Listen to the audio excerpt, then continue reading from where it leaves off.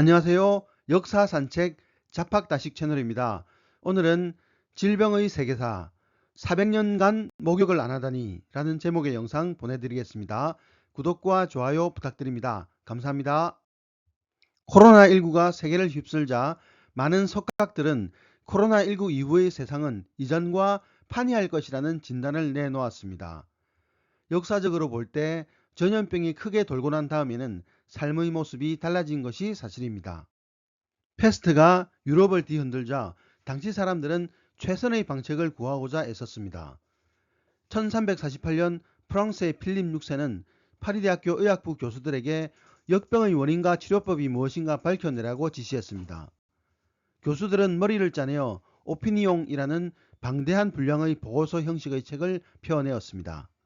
이 보고서에 의하면 어깨와 서해부에 생기는 패스트 선종에 대해 팔과 발목 부위에서 피를 뽑는 방혈법을 쓸 것과 몸이 막히지 않도록 관장법을 쓸 것을 권장했습니다.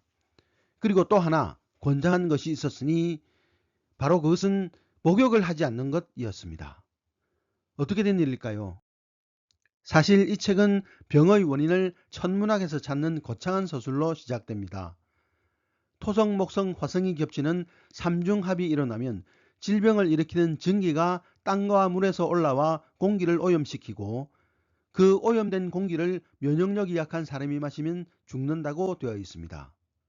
그렇다면 그들이 말한 오염에 취약한 면역이 약한 사람은 누구일까요? 비만과 음주백이 있거나 극한 감정에 휩싸인 사람들의 경우 감염 우려가 크다고 했는데 사실 그런 요소들은 새로울 것이 없었습니다. 그런데 이전 학설들을 대충 짜집기했다는 인상을 주지 않으려고 그랬는지 여기에 새롭고 참신한 주장 하나를 더했습니다. 뜨거운 목욕이 위험하다는 것이었습니다. 이 황당한 주장은 곧 중세말 사람들에게 공포를 심어주며 삶 속으로 파고들었습니다. 그들은 뜨거운 목욕을 하면 사람의 몸이 축축해지고 긴장이 풀어져 피부의 땅구멍이 열리고 열린 땅구멍으로 역병이 쉽게 침투한다고 했습니다. 그리하여 200년 동안 역병이 창궐할 때마다 죽기 싫으면 목욕을 피하라는 주장이 반복해서 등장했습니다. 그 뒤에도 사정은 달라지지 않았습니다. 1568년 한 왕실 외과 의사도 더운 목욕의 위험성을 언급하면서 전기탕과 목욕탕을 이용하지 못하게 해야 한다고 주장했습니다. 왕실 의사의 조언이 그랬으니 사람들은 곧이곧대로 믿고 따랐는데 그것은 사태를 더욱 악화시켰습니다. 왜냐하면 환경이 지저분하고 위생에 소홀할수록 패스트균에 감염되기 쉬웠기 때문입니다. 당시 전문가들이 내놓은 주장들은 더운 목욕을 금함으로써 환경과 사람을 더 지저분하게 몰아갔고 그것은 병이 더욱 퍼지는 결과를 초래했습니다. 14세기에 패스트로 인해 문을 닫은 목욕탕이 속출하면서 목욕 없는 400년이 이어졌습니다. 결국 16세기 유럽에서는 공중 목욕탕 문화가 사라졌습니다. 매독과 패스트가 대륙을 휩쓸면서 목욕탕 사용 금지령을 내렸기 때문입니다. 18세기 초까지 유럽에서는 전염병이 거의 해마다 돌았기 때문에 이에 대한 공포가 좀처럼 사그라들지 않았습니다. 고대 로마 제국에서는 편안함과 즐거움, 교제와 유혹을 선사했던 목욕이 유럽 대륙 대부분에서 공포의 대명사가 되었습니다.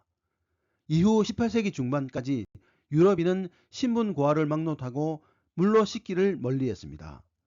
귀족들도 이틀에 한 번 꼴로 포도주에 적신 수건으로 얼굴을 닦아내는 것이 전부였습니다. 이베리아 반도에 있는 스페인에서는 이사벨라 여왕과 페르난도 왕의 노력으로 1492년 레콩키스타에 성공했습니다. 레콩키스타는 재정복이란 뜻인데 이전에 이슬람에 의해 정복되었던 스페인이 다시 이슬람을 정복하여 쫓아낸다는 뜻이 있습니다. 이 레콩키스타로 스페인 내에서는 정치나 종교뿐 아니라 목욕 문화에도 큰 변화가 생겼습니다. 레콩키스타 이전까지는 목욕과 청결 문화가 선진적이었던 이슬람교 덕분에 대체로 청결과 위생에 신경을 썼었습니다. 그러나 레콩키스타 이후 기독교는 극단적인 방법으로 그 땅에서 이슬람 교도들을 쫓아냈고 기독교로 개종하기를 강요했습니다. 그리고 진정으로 개종한 것인지 아니면 개종한 척 하는지를 감시했는데 그것을 알아내는 척도 중 하나는 이슬람교적 의식행위인 목욕이었습니다.